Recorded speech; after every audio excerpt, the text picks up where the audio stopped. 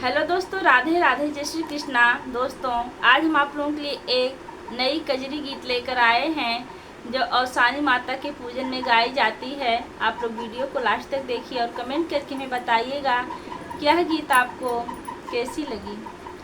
12 मास करब हम पूजन, खुश हुई है मोरी मैया ना।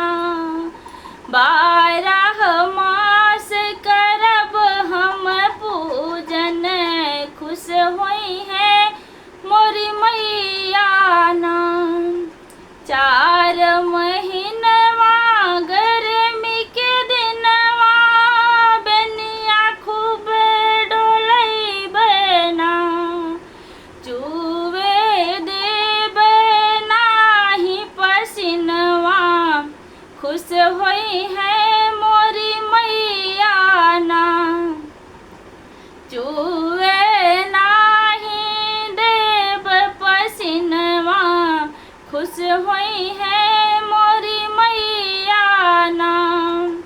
12 मास करब हम पूजन, खुश होई है मोरी मैया ना।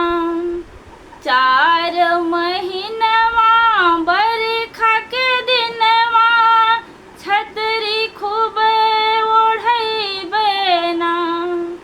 भीगे नाही देव बदनवा, खुश होई है मोरी मैया ना।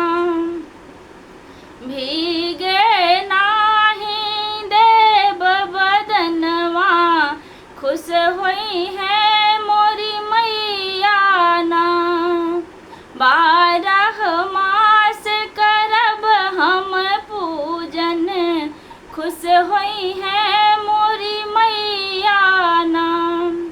4 महीना जाड़ा के दिनवा, कंबल खूब ओढ़ई बेना।